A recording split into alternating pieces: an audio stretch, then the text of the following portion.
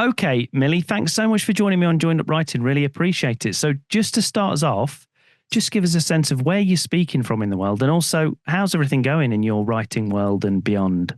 I am in Barnsley in South Yorkshire in my office up a very quiet cul-de-sac. And yes, everything touch. She finds some wood. It's going great. I'm very lucky. I've got a loyal bunch of readers, etc., who keep me in the job. Just renegotiated my next contract. So yeah, everything is tickety boo. Brilliant. And how many books is that for your next one? The next one will be for three, actually. Brilliant. It'll be a Christmas one, so it's Oh, kind of brilliant. years, but one Christmas book as well, because Oh, that's good. you've got to slide a Christmas book in as well as your summer one. Yeah, as if you've The not got enough publishers, to do. well, yeah, but the publishers make all their money on the summer ones because Right. they've got a longer life, where your Christmas one is no sooner is it on the shelf than it's off again. So we've done a crafty and done three, which will be great, actually. Very. That's good. And have you got a good idea what those are going to, I'm not saying don't tell me yet, it's probably too early to say, but have you got an idea what those books are going to be? Or Yeah, oh, I've told everybody. Yes, yes, they're all stacked up in my brain, which is really good, Yeah. And the next one after I've just literally just finished the read through on the one that's coming out next year, and then I'll be back doing a Christmas one, which I'm very, very excited about. I've wanted to do it for a while and just couldn't work out how to do it. And then, as these things happen, it plot landed in my lap. Brilliant. So why don't you tell us about your latest one, The Happiest Ever After? Tell us about that novel. What's the premise and setup? The premise is that it's about Polly Potter. It's a woman who is not having a great time as the book starts, because she's overlooked at work. Her very, very good ideas are repackaged and resold as somebody else's. Her partner, Chris, had an affair the year before, which kind of trashed her ego. And she's given him a year to fulfill the promises that he said, I'm going to make this up to you. Well, he's done nothing. And so she's going to leave him. She's going to leave him. But there's a slight spanner in the works, in that Chris's sister has decided to renew her vows and wants Polly to be the bridesmaid. So Polly's had to put her plans off slightly, but she's got everything packed. The only bright light, shall I say, in Polly's life is that she goes to secret creative writing classes. And in these creative writing classes, she is writing about this woman who is kind of a sassier version of herself. She's the woman who stands up and says what she means, all the things that Polly would like to be. It's a kind of an alter ego of hers called Sabrina. Now, this wedding thing, I can't go into too much detail about what happens there, but it is suffice to say that Polly has to leave the family home a little bit faster than and more unprepared than she bargained for. And she whizzes off, goes to the coast where nobody will find her, has a bit of an accident, and wakes up in hospital not knowing who the heck she is. Although she does think she might be a woman called Sabrina. She actually wakes up thinking she's this fictional character she's been writing about in her book. She's taken under the wing of this family who, and she's very happy. She becomes very happy. She loves these people, but obviously real life is waiting for her. So what happens to Polly when she has to relinquish this happiness that she's found with these people in this fake life and go back to the real life where she's not happy? So that's the premise of it. And it's a great setup. So do you remember what the actual jumping off point for the book was? Because if I'm right in thinking, part of it was the song Polly Put the Kettle On. Yeah, it was. It was, because I thought I didn't have a name for her. And I know someone called Polly who obviously gets the Polly Put the Kettle On joke all the time. And that was then I thought, how really annoying would that be if someone kept saying that? And then just from that, I used Polly as a name. And the jumping off point for me with it was the bit I couldn't tell you about, which is the actual spoiler, because I thought, Sure. all I can say is what would happen if you were in a sort of situation where you couldn't get out of it. It made me physically sick actually writing about it. If you're in a position where you couldn't go forward, you couldn't say yes and you couldn't say no, but you had to pick one, and both of them were a nightmare situation. That was my jumping off point. And then the rest of the story kind of wrapped around it like a candy floss around a stick. Yeah, amazing. And Polly, you mentioned there, Polly, one of obviously this obsession that Polly's got, or this passion that Polly's got is writing. So she's a writer. Is this the first time that one of your characters has been a writer? And how did you find that, looking from the outside in, if you like? You're looking at a writer yourself. Did you learn anything about yourself maybe, or how you think about writing from writing about a writer? It's not the first time I've done it. I did it in my second book. She wrote Midnight Moon books, which were like a fictional take on Mills and Booms. and her character in the male character in that book thought that they were kind of rubbish, like people do with Mills and Booms. Yeah. And they're not at all. They're a real art form of their own. Absolutely, yeah. And he starts to read them, and he becomes quite impressed about how she is. With this one, Polly never wants to be a writer. She, it's not her thing, but she just enjoys the creative process. And it's true. Not everybody who just writes wants to take it to the nth degree. They don't want to become novelists, and quite right too, because it's a very hard profession. But did I learn anything about myself? Well, it did make me stop and think about that very point that I've said, that when people talk to me about writing, etc., my brain automatically imagines that they want to become a novelist, where they don't necessarily need to. They just enjoy the writing for what it is. People who just want to let off a bit of steam, or maybe just want to use writing as a bit of therapy. And it is every bit as useful in a smaller measure than it is in a massive career. You can kind of take writing and make it kowtow to your demands. I totally agree. And I think it's funny, because I talk to a lot of people that aren't writers, and they're not interested, as you said, they're not interested in having a writing career or anything like that. But when they're having difficulties, I've often said to them, have you tried just writing some of this stuff down? Just whether it, not necessarily a regular journal or a diary, although I think that's helpful. But I think just when they're really struggling with something, I've said, I think their immediate thing is that they think if they write it down that someone's got to see it, or they've got to show it to somebody else, or that somebody might see it. And I always say it's not for anybody else. It's literally just for you, because I don't know whether you're the same. I'm guessing you are, because you've written all these books and you've done lots of other writing things as well. But sometimes just writing something on the page, it just makes sense of it for you, or it makes might make a problem a bit smaller than it seemed, or that you're a bit more straightforward than you thought it was, or whatever. But there's definitely something in that, isn't there? Definitely. And you do, it's a weird thing, because as you're writing, it's almost as if one part of your brain is kind of informing the other. And the best example of this I can think of is I wrote a book a couple of years ago called The Woman in the Middle. It's about sandwich generation. And there's a woman in there, and the mother of the main character, who is just going down the dementia road. And so it's very difficult when a person goes down the road, because you automatically go into correcting them on things when they say it wrong. Yeah. I did it myself. And there's an old lady next door who kind of instructs my lady and says, it doesn't matter if she gets it wrong. It doesn't matter if she says the wrong word. That was a fictional character almost telling me how to deal with my own mum. And that was a bizarre thing. But writing does clarify your thoughts. And that was the kind of the example that comes to mind. It does clear your mind. Just writing it, committing it to paper, makes you think in a different way than you would do if you were just in your head. Actually committing it to paper, I think, is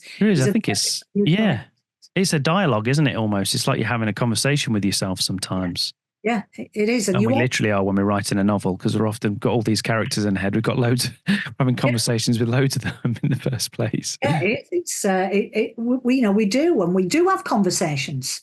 I can hear the conversations going on, and it's very useful because when you can hear them, you think, no, they wouldn't say that. They wouldn't say that, and you can hear that. You've invented a character who talks in a certain way, and if it's wrong, your brain tells you, no, they wouldn't say that. They wouldn't say that. It's very odd. No wonder we all drink. Exactly, yeah. All very well adjusted. So the plot in Happiest Ever After, one of the things that you kind of hinted at earlier on, you mentioned, was the memory loss side of things. So tell us a little bit about that and how you went about researching it. Right. Luckily for me, I know Jill Mansell, who is a novelist and very well known. And in her previous incarnation, worked, I think it was in a neurology department in a hospital. So what Jill doesn't know about brains isn't worth talking about. And we were saying one day, it's a bit of a trope, a memory loss thing. I have to be careful about that because I wanted to use it, but I didn't want to be lazy about it. Sure. And she said, my worst absolute bête noire on these memory loss stories is when someone really bumps their head and then suddenly recovers everything. Because in those severe cases, part of the brain dies and they never get those memories back. Mm-hmm. But she said psychological trauma, the sky's the limit. If you've put your own psychological block on it.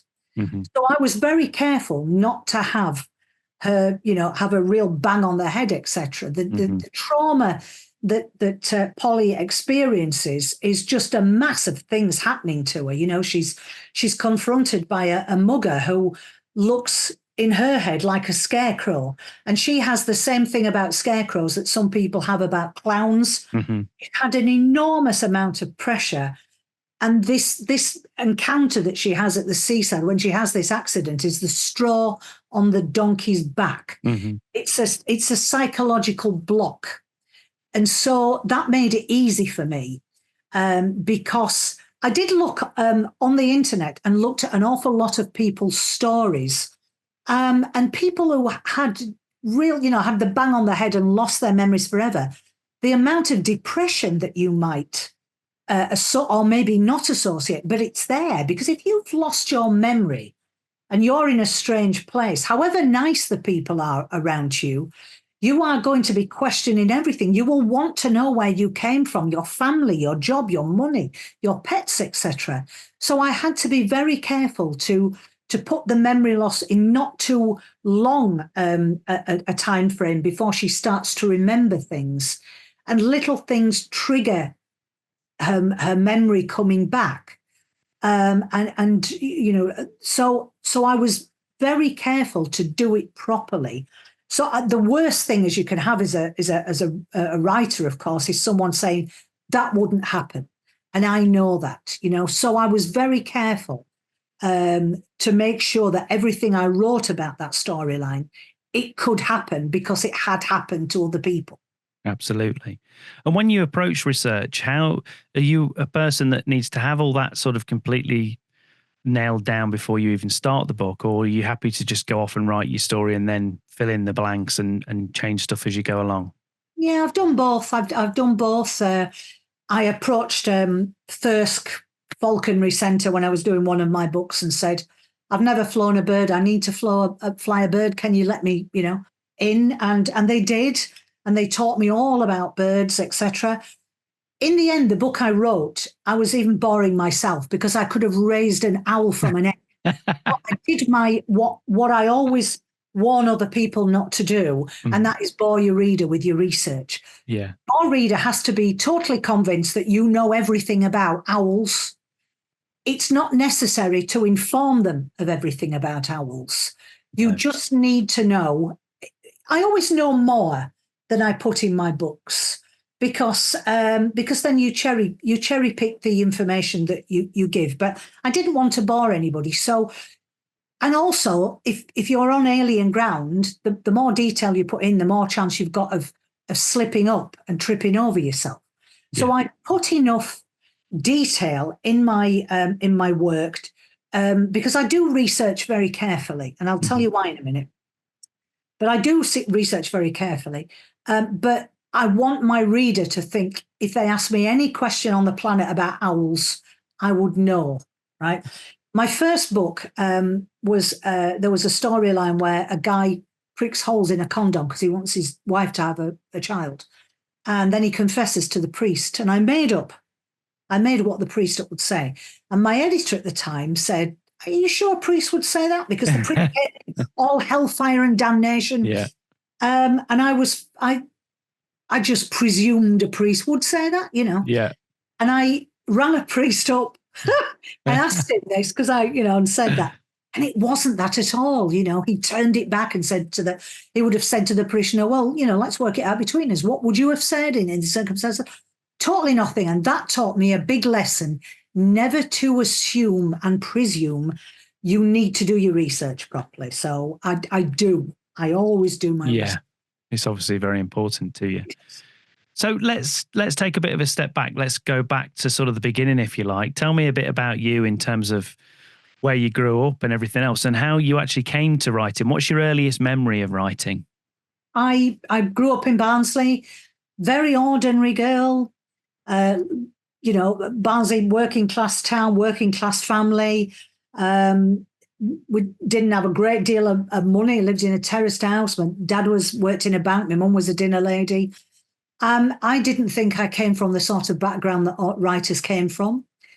They didn't read, my parents. They were big readers, but my grandparents were.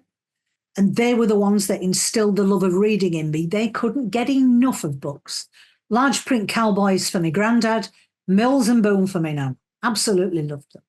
And I learned a lot from those Mills and Boon books when I borrowed them off her to read. The fact that it didn't matter that I knew what the ending was. It didn't matter that the ending was predictable. It was the journey getting to that end. That taught me a great big lesson, So I was split really, because I came from the sort of background where people get a proper job. But I'd always loved books. And I think from a very early age, I did write little stories, always writing little stories. I was an only child. I loved my own company. I loved books. I loved to write, craft. I'd even make my own books, when I first got my first Bambi stapler and could actually make a physical book. But, so I was split for a long time. I wanted to write books, but went down the proper job route because I thought that was expected of me and wanted to make my mum and dad proud. I wouldn't have known what to do, to be a novelist and live on beans like they did in the L-shaped room while I, took the world by storm. So I got the proper jobs, and in my 20s, I kind of started to write longer stories, send them off to an agent.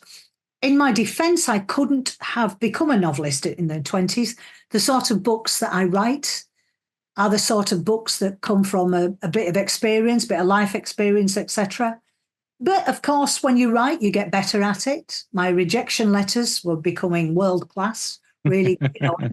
And all the encouragement was all I needed from one of them to say, look, basically your plots are rubbish, but your writing is of a publishable quality. And that was all I needed to keep going.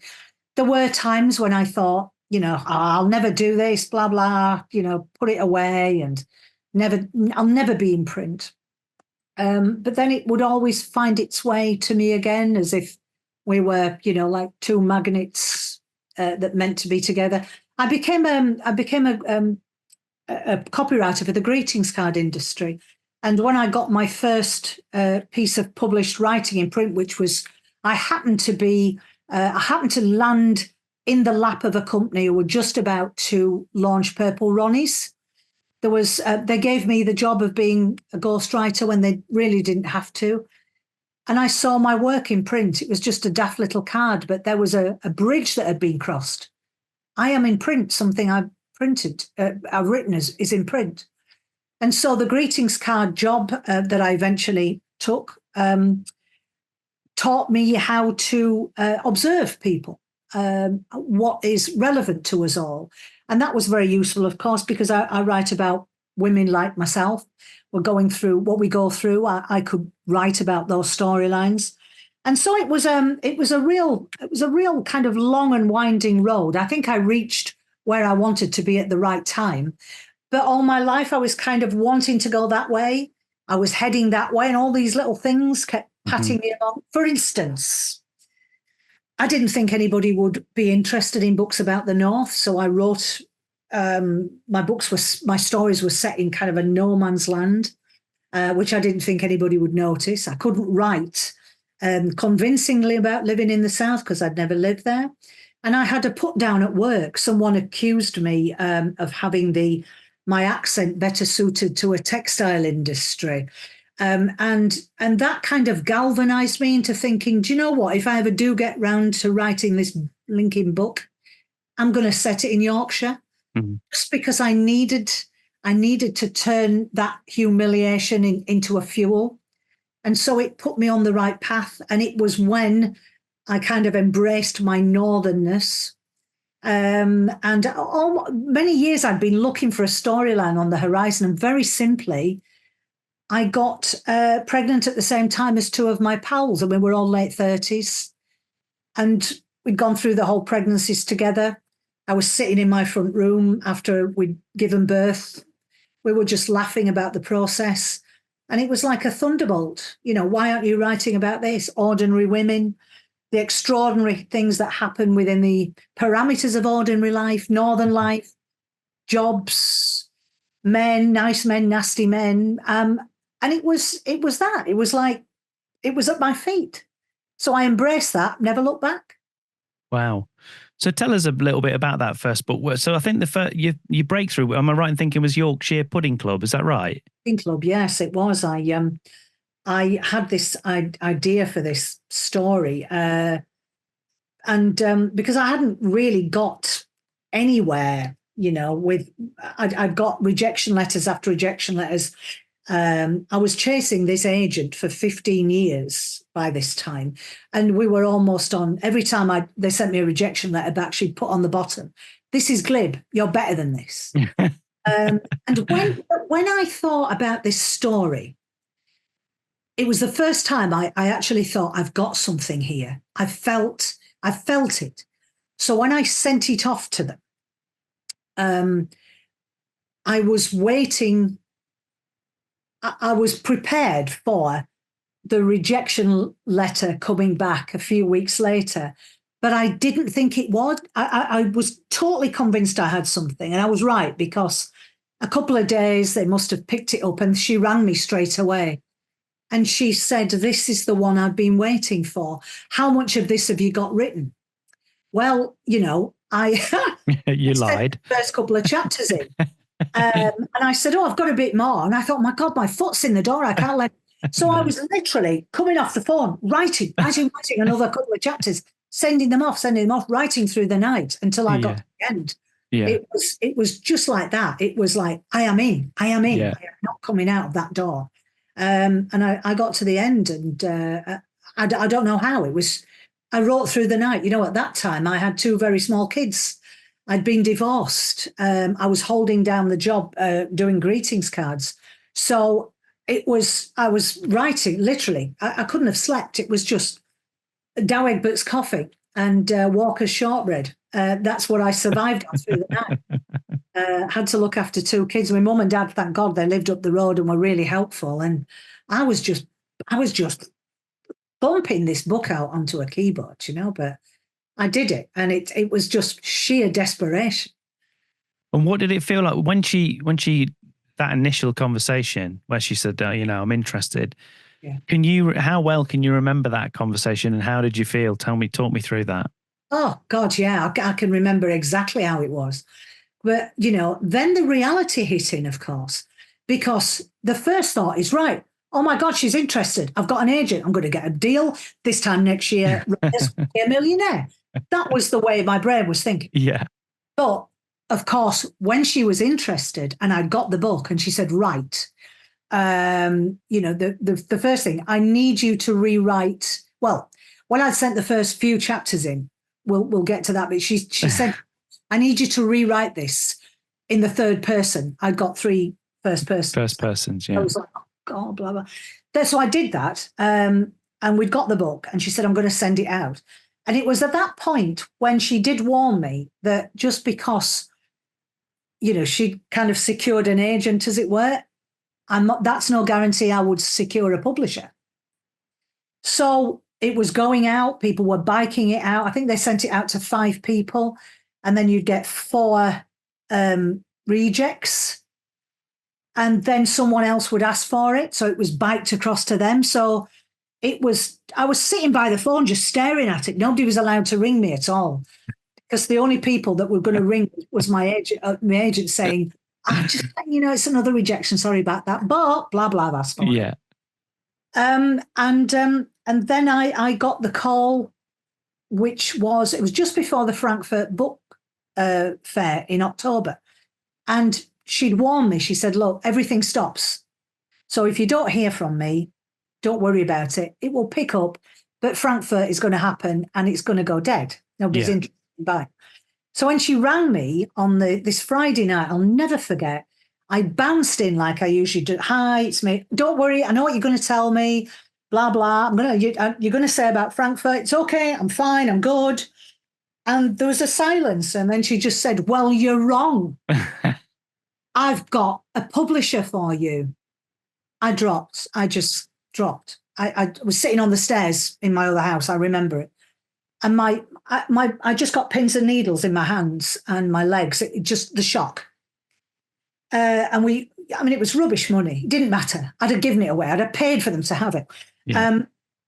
I'd got a publishing deal, and everybody I rang everybody, and everybody was either engaged, it went through to answering machine. They couldn't share it. Yeah. And then, of course, when she said it's a 2-book deal, my brain started to spin then, because I thought my whole life has been geared up to having that one book on the shelf.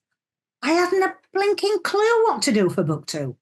I thought, I'm not going to be able to dredge something up for book 2. Yeah. I've just got one book in me and that's it.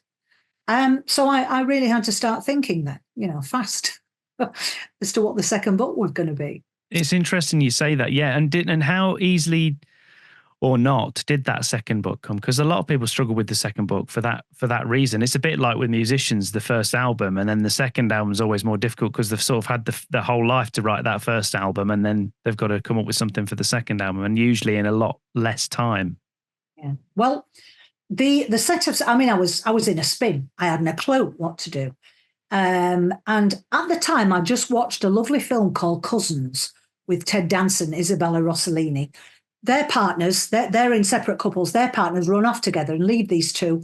And you so want them to get together. Really simple story. Right? So there was that going on. Just watch that. Oh, isn't that nice? And then I spoke to a novelist friend of mine at the time, Sue Welfare, and I said, I don't know what to do. I just can't think of an original plot.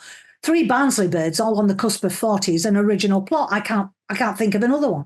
And she said, well, why would you need to? Why don't you just take a plot off the hanger and dress it up? How many times have you heard of Cinderella, Pride and Prejudice being reworked? Well, look at all the Mills and Boons, we said. Every single one of them is kind of, a basic plot. Yeah. But they are dressed up, so every one of them is different. Mm-hmm. And I thought, I really like that story. It's very simple about cousins. That might work. So I kind of drafted that one in. And at the time, my friend's little boy was having a bit of a rough time at school because he was ginger. And my family are Glaswegians. We don't get the ginger thing. We get our heads kicked in Glasgow if you haven't got ginger hair. So I thought, nobody ever writes ginger heroes, do they? I'm going to make my hero ginger. In fact, I'm going to make him Scottish. I'm going to make him ginger. I'm going to give him all the things that maybe you might kind of not associate with a hero, long straggly beard, long straggly ponytail. And I'm going to make my reader think, is this the hero? I'm not keen on him. And then try and turn it round. And that's where my second story came from. Just this amalgam of that conversation with my pal, my other friend with her son with the ginger hair, and me just happened to have seen that lovely film, Cousins. Don't you think, though, it's a case, obviously I've been writing myself a long time, but also I've been doing this podcast now for nearly 10 years. And it's so many times, it's often at least two things that come together. There's often, as you say, there's something simple over here and something simple over there, but it's that putting them together that creates this new thing, isn't it? A bit like kids in a way. You get two completely different people, you put them together, and then you've got something, completely unique that's created from the two things. Yeah, it is. It just does work like that. It's two components that cause this, maybe apart are nothing, but together there's a magic that happens, an alchemy. And it's certainly, I am totally convinced that there are gods up there playing chess with our lives, and thinking, right, we'll draft that pawn in here and just knock it down. It does often feel as if things have been dropped in your lap for a reason that maybe you would never have come across before, that you hear of things that, by God, that's just what I was looking for. Too many times for it to be coincidental. It obviously is coincidental, but it doesn't feel like that. I always think of it as, I think, especially when you're in that drafting stage or you're in that stage of having to come up with something else or you're looking for the next idea or whatever, I think it's like antenna kind of thing. You kind of just got your antenna out and you just subconsciously or otherwise, I think you just kind of feeling about the place for things, aren't you? And looking for things you can sort of get a hook on something. Yeah, absolutely. I've got that image in my head. Those little crabs that sift through the sand? Yeah. They're sifting all the time and then come to something, they think, oh, that's great, I'll store that for later. Yeah. I'll put it in my brain, because I've remembered things from years and years ago that suddenly just are the perfect shape for the missing kind of hole in a book. And I thought, why the hell have I remembered that from all the great stuff that I've forgotten in my life? I've remembered this piece of rubbish. And yet that is just lands perfectly into my story, as if it was always, stored in my brain for that moment. It's very, very odd. And I think, from your life story and what you've talked about with how you came to writing and, you struggled from the point of view as you didn't quite know where you sat and you're worried about where you came from and writing about the North and all that. I think it's a good example of, we often talk about, write about what you know. And I think sometimes people mistake that and they think, well, if I work in a bank, I can only write about somebody that works in a bank. It's not so much that, is it? It's all the other life experience that you bring. It's where you're from. It's your background. It's things you've overheard in the past. It's relationships you've had or whatever. But it's sort of, anything's fair game. It's sort of mining that stuff, isn't it? It is. It's, your own experiences you've heard about or read about. They're the bricks in your wall, and your imagination is the cement. But of course, if you only ever wrote about what you knew, you'd be just circling around in a wall of death, I think, really. But as you grow, you have new experiences every day. Your world expands every day. And so, and what I don't know, I learn about. So then I am actually writing about what I know, because I've learned it for the purposes of writing a book. But yeah, your world expands all the time, and I'm always, always coming across new experiences of other people and hearing things in newspapers, and everything you do expands your world. The knowledge that you pick up from reading papers, from watching the TV, from eavesdropping on trains, etc. It all enlarges your world a little, couple of millimeters here and there, and all becomes knowledge for you to draw. Absolutely. So in terms of your process, if you were going to sit down tomorrow and start a new book, what would that look like? And has it changed? Obviously, you've written a couple of dozen books, more than now, from when you first started. Has it changed much from those first couple of books to now? No, I have tried to change, tried to be one of these fantastically organized people who plans. And I've never been able to do it. I bought myself God knows how many Post-it notes that are still stuck under there unused. The postcards, I've tried that one. I've got beautiful notepads ready for me to plot. Can't do it. The only way I can do it is like driving in fog. You start driving and then you clear a little bit and you keep clearing. I do not know what happens in chapter 2 until I've written chapter 1. I sit down and think, right, okay, I'm going to write this story about blah, blah. So we start off with one word that brings up another word, that brings up another, that brings up. I don't know where all these words come from. My stock answer to anyone, of course, who says, I'd love to write a book, but I wouldn't know where to start. I wouldn't know how to put it down. And every time I say, I don't, but try, because you really don't know what is in you until you try. One word in front of another and in front of another. And somehow, you write 100,000 words. And every single time I think, I had no idea that book was in me. I had no idea of the twists and turns it was going to take. And I love that. I love that I'm writing and I think, oh, I didn't expect that coming up, and that leads me very nicely to that. Like I said, there's no rhyme or reason to it. It forms itself. The chapters form themselves. And I don't know how it happens, but it does.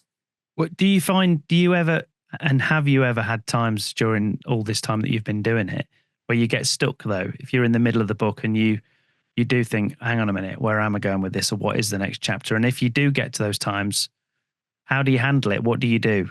Yeah. Well, I mean, we all get to the stage where my very good friend, Victoria Henry, called it the glorious dollop, which is the first bit where you're racing ahead and everything's great. And then you hit this, what you think is a brick wall. You're not fully enough invested in your characters. So you don't know them very well. You don't know where the story's going. And that's just it's not a brick wall. It's a wall of fog. And you need to power through that. So it might be that you are thinking, well, I'm not sure this is the right way, blah, blah. You just got to get through that and keep writing. And then the pace will pick up again. It happens every single time.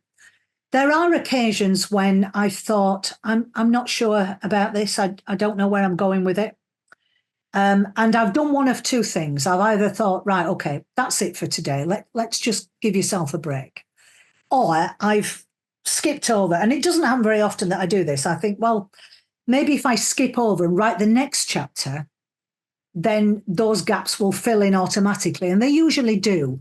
But I prefer to end it, and then I'll go and sleep on it. First thing next morning, I'll take the dog out. And a dog walk, for me, is brilliant for just, you can't listen to music. You can't do that. You've got to let your brain wander. It's got to do nothing. It's just, you're walking the dog, you're not thinking, and then thoughts kind of drift in. It's almost like there are little men in your brain who are trying to work out the problem for you in the background, the same way that they do when you don't know the answer in a crossword. And then you'll be in the bath later on and you'll hear the word triangle. It deposits itself in the front of your brain. That's the word. And it's as if your brain, there's two parts of your brain, the back brain is really trying to help you out and working in the background. The front brain gets all the credit for it, but it's the back brain that is working out the problem. And so, yeah, it always does work itself out. But sometimes there's a little bit of wrestling going on there. I'm thinking, no, I'm not quite sure about this. And but it always untangles itself. Do you tend to find that in those instances, have you had situations where you've written quite a lot of words that end up, oh no, I've gone in completely the wrong direction. I've got to pull back, or I've got to go slightly different. Do you get those situations, or are those the moments where you're like, hang on a minute, I'll just pause? I get a feeling that if I'm going in the right direction. There are certain characters where I think, I've got too many characters in here, and I've had to cut one of them. Even it really was killing your darlings, because I loved this woman who kind of she'd split up from her husband and she'd rejuvenated herself, and she was all slim and gorgeous and young looking, and then meets this fantastic young stud who has a thing for really old women. And I thought it was, I thought, oh God, I love this, but it didn't fit in the story, and I was cramming it in, and my brain was going, it's just not that, and you just know. And I had to cut her out. So yeah, but I tend not to go too far down that track if I can help it. Usually now, when I get to the end of my first draft and I've given it to my editor, and she said, look, I'm not sure about this, too many serial killers in this. Well, you laugh, but there is a serial killer plot in my next one. Right, wow. I'm not sure about this. And I went, look, if you take this out, it's like ripping the spine out. So we wrangled a little bit, we negotiated, Yeah. and we got there in the end. And, I've kept him my serial killer. Exciting. It's very exciting for a romance, but it's a historic thing, and it does have, I've not gone full out all no. You've not completely done a complete genre change. No, it's a background plot, but it was important, and to me it was a great setup for this character. It was, if you took that out, I would have destroyed that character who was one of the main ones, and so I negotiated. I gave her my reasons why it needed to be kept in, and and we got there in the end. But I would have been gutted because she could have. And another editor who wasn't as far-seeing or fantastic as might have said, "It's gone, take it out." Yeah, and you'd have had to. Well, you'd a big fight, or you'd have had to just give in the end. I even think I get chills even thinking what would happen in that circumstance. But there are occasions when you really do have to just think, okay, you're right, and I'm wrong, and it has to go. Yeah, just and go with it. Mm. So on the subject of books in general, a segment that I do on the show is It's the book. It's the book that saved my life. Saved my life. Yeah, it's the book. It's the book that saved my life. Obviously, it's not meant to be taken literally or anything like that. But what would you say has been a really important book for you in your life? It could be a fiction, non-fiction, it could be from early childhood, it could be from recently, whatever. If I said that to you, what comes to mind? There were a few actually, but I'm going to go with, there were two, and I don't know if they told you about the one I picked before, but I thought of a better example, and it was when I read.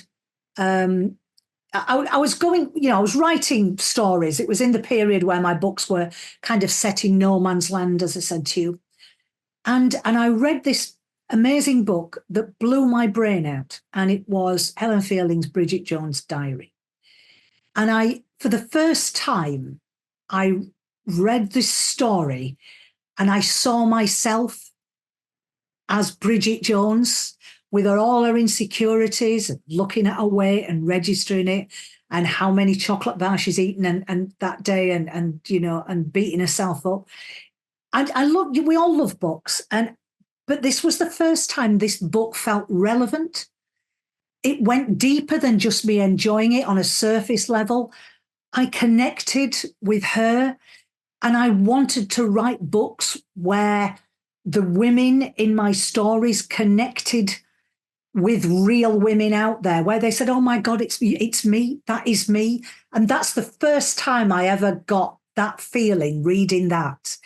And it was a proper eye-opener. And it kind of made I was aping her style and I needed to find my own. So I went the other way and then I recalibrated, but I was aping her. And even the way, even aping her, my writing was really smooth. It obviously wasn't smooth because it needed to change and become my own, and not, Helen Fielding Mark II. Or I wish, but I was enjoying writing it far more than I'd ever enjoyed writing anything before. It was just flowing out of me, and it switched my brain. It switched my brain onto a different track. It was very instrumental. Yeah, that's obviously a massive thing. Massive for you in both things. You managed to, there was a character that you related to, but also on a writing point of view, obviously it made you feel that was something that you could do, and you could try to instill the same thing in your readers. Yeah, it was the full package. It was the story I loved the character. And as I say, it really influenced my writing style, and I really enjoyed writing that way. And that became, obviously it kind of leveled out to my own style. But that's where it started. That's where the change occurred, reading that book. I think that's the same with music, though. I often say this, having done music and things myself. I know when you first start out, you do cover versions, if you like, and you might like a particular singer or a particular guitarist or whatever it is, and you literally copy them for a start. You think, I'll try and sing like them, or I'll try and play like them, or whatever. But then eventually you do it enough, and then your own voice comes out, doesn't it? And then, what you've kind of got is something that's unique to you. Yeah, I mean, I love John Cooper Clarke. Yeah, me too. I adore him. Yeah. And one of his big influences was Pam Ayres. Yeah. And so she changed him, but he is not Pam Ayres. So you can understand, he evolved from his early stuff, must have aped hers, and then he evolved into his own style and became, the god. Yeah. Oh, yeah, he's brilliant. Yeah. Oh, fantastic. And, some of my own stuff, because when you love somebody that much, it's a natural thing to want to write like them. But then it changes into your own, you find your own place. That's how creativity works. Definitely. Avoid them. Yeah. Yeah, obviously. Yeah. And on that subject of creativity, what would you say has been the best piece of creative advice that you've been given along the way? What's kind of stuck out from you? And it might not have to be really specific to writing. It might just be something that you've kind of taken to heart and that you think about on a regular basis. Well, just one thing really that I'm trying to pass on. When I first started writing, I bought all those books, the How to Write books, and all the ones that said, get a piece of paper to divide it into 20, and each one is 5,000 words, and that's your chapters. And I thought, I'll never be able to write. I will never be able to write because I can't plan. And it is kind of a little bit just what we've said, that every writer has their own writing style, and you have to find it. There is nothing wrong in writing your own way. Every rule about writing is meant to be broken. You never write in adverbs. I use adverbs all the time. They're fine. Don't be hemmed in by all the rules of writing. Just write. I went to a really boring lecture once about this woman. She was talking about third person psychic something or other and perspectives. And I thought, if I'd have had a lecture like that before, it would have put me right off. And, my course I would walk in and say, just write the bloody book. Just write the book that is inside you. Don't bother with all this clever ass stuff about first person, passive. Just find your own. Just try it on for size. Some people write more comfortably in first person present, some don't, and third person past. But find your own way, and do not be hemmed in by all these rules of writing that people would like to impose on you because it makes them feel good and as if they know everything that there is about writing. There's only one rule about writing, and the trouble is nobody knows what it is. That just find your own way, and just swim in the waters and see where you go. Just give it. People are scared of writing, aren't they? It's a bit like a swimming pool. They walk round the side. I'm not sure if I dare get in. The water might be cold, and they're terrified, I think, of being able to fight. Of not being able to write. They are an undiscovered genius, while that writing is tucked up inside their heart, and they might put it out on paper and realize it's not as good. But it might be better. It might be better than you ever imagined it might be. And you might discover things about yourself. So dive into the pool and see where, see where your own imagination and creativity takes you. People say they're not creative. Are they ever? And somebody once said to me, just buy yourself a full year's gym membership. And when it's really a really rainy, wintry morning, see how many excuses you can come up with not to go to the gym. And you'll realize that actually everybody is quite creative. That's a good way of looking at it. Yeah, absolutely. That's brilliant advice. Just crack on, basically. Just crack on and get it done. So as we kind of move towards wrapping up, can you kind of give us a hint of what you're working on now or what's coming up next? Or I've just finished my next book, which is just finished the editing of my next book. We're going to typeset now, and it's about 5 women who are all going through changes in their life. That might be menopausal changes. It might be that they feel that they're at an age where they need more, that there isn't enough in their life as it is. They're all on the brink of change, and it's quite an anti-glamorous menopause thing. I always knew the menopause was going to be a big hot subject, if you'll excuse the pun, but it's become the other way now. It's become a bit of a sad trope in the fact that the menopause is, hey, it's a superpower. Aren't we brilliant? We women going through the menopause. And I was just happened to be looking at a program about someone who's, here's my supplements here. And I thought, do we trust those supplements? Are they real? Nobody knows what the hell they're taking. Even me, who was clued up, hadn't a clue what I should be doing. And I didn't get all the typical kind of the symptoms of menopause I'd been expecting. And I was looking at this woman jaunting around the screen, talking about how the menopause is a superpower, and thinking, I just want to hang her, because I didn't feel as if it, and I thought there must be other women out there who do not feel as if it's a superpower, that it's all right when you can go to the gym in the morning and be, all toned up. But for normal women having to negotiate this path in their life, it doesn't feel like a superpower. They're lost. They don't know what to take. Do we take collagen gummies or powder? And it's a maze. And I thought, I'm going to write a book for all the women who are totally bewildered out there, who haven't a clue, and gravitate together to this little group, because women's friendship just helps. And even if your head's sweating off your neck, sometimes being able to laugh about it and share about it offsets the fear and the pain, an awful lot of changes, etc. So it was that. But it was, like I said, they're not all going through the menopause, but it's those menopause years where, people feel that they're on the brink of change. They're getting older, and can be quite scary and things. So that's what it's about. It's about these 5 women and their passage through this period in their life, and discovering each other and finding how they get through together with the aid of some friendship. Yeah, it's again mining, as you say, mining your own life experiences and everything. So just before we kind of wrap things up completely, just tell people where they can find out more about you online, Millie, and on your socials and different bits and pieces, and obviously remind them about the book, The Happiest Ever After. I'm really easily traceable under my website is Millie with a Y, by the way, milliejohnson.co.uk. I've got links on my website to Twitter, where I'm at Millie Johnson. I've had a stab at TikTok. I'm rubbish at it. Threads, I've just swept to the side because it's the most toxic thing I've ever seen in my life. Can't be bothered with it.